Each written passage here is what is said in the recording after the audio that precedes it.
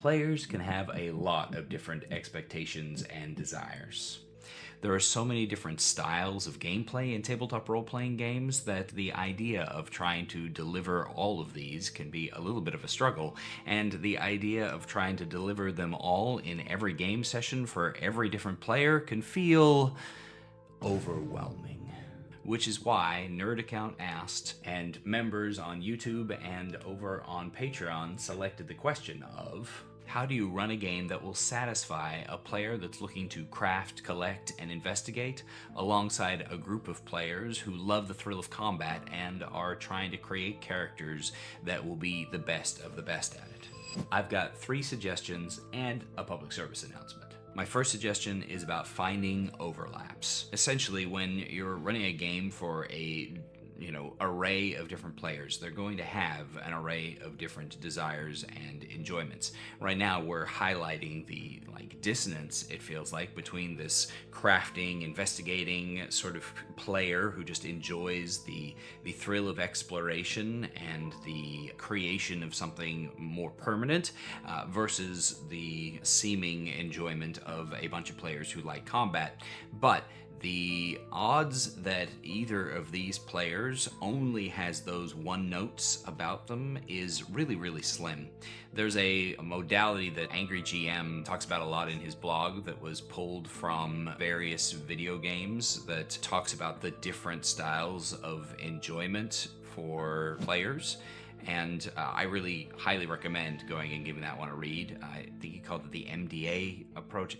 I don't remember. Anyway, it's definitely worth checking out. The truth of the matter is that players are not just one note. They enjoy multiple different things in any session, in any campaign, and so you are best spent not necessarily taking people at their word for what they think they're going to enjoy, because humans kind of suck at actually knowing what we're going to enjoy. We're just really good at knowing what we enjoy in an individual moment, and then from there we struggle a little bit with prediction. One thing to do is to take a look at your players and really pay attention to what it seems like they're enjoying in any given game session, and looking for those occasions when you've got multiple people buying in. Experiment with different game styles, with different experiences, with different opportunities, and figure out who actually enjoys this. You might discover that one or more of your combat thrill players are actually really interested in investigation scenes, or in crafting, or in creating different opportunities along those lines. The other thing that you can do too is to create overlap where one person's game style is made especially important for the other players' game styles. For instance, if you've got this player who's really excited about crafting and exploring, and these other players are really excited about combat, well then why not have the crafter be able to find a recipe for a magic item that is going to make one of the combat players even better at their style of combat, or have the quest revolve around destroying a powerful creature, a exciting fight that you can telegraph and tell them some of the crazy mechanics that are going to be coming, and have exploration opportunities for the investigative player to be able to figure out what that fight is going to be like and tell the group the kind of things they're going to need to excel at it,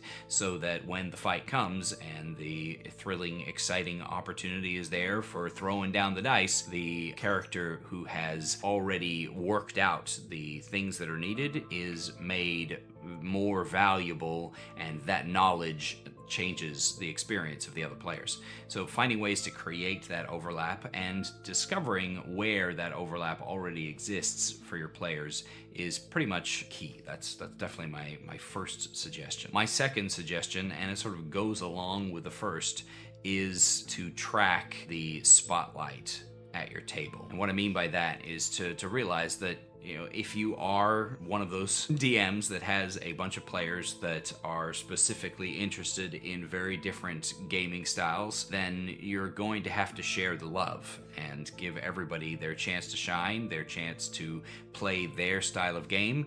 And so you can track that by simply writing everybody's name down on a 3x5, and when somebody gets a spotlight moment, when they have a scene that's about them, throw a little X next to their name. If multiple people are the main focus in that scene, give them a couple X's. If you've got the combat players that are excited and they're only excited by that, X them during a combat scene, and then realize that you need to create something that's going to be interesting to the other player at the table, and alternate back and forth between those things, and try to keep it as roughly even as you can for how much spotlight time everybody got. And you'll eventually be creating games that integrate those things together, and your players are going to be having a great time at the table. The third suggestion I would have would be to add objectives, especially to your combats, that involve the desires of the less combat excited players.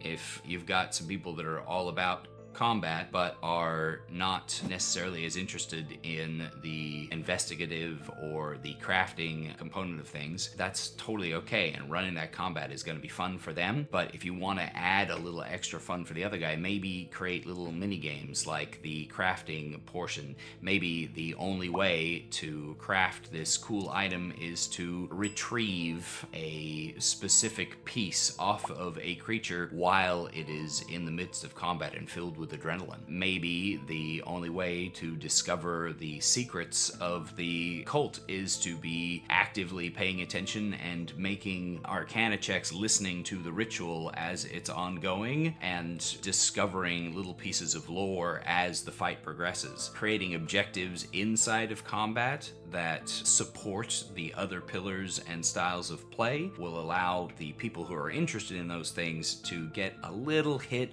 of their own spotlight moment during what is otherwise often kind of a slog for those players that they're just having to get through. Similarly, you can do the reverse by adding in a small, easy encounter of combat into what would otherwise be an exploration or investigation scene if you're a little bit more heavy in one department or the other when it comes to the kind of players that are at your table. My public service announcement is that not every session is going to hit every note. And so whether you're a player or a DM, you need to realize and recognize that you're not going to get every single thing in every single session, and that's okay.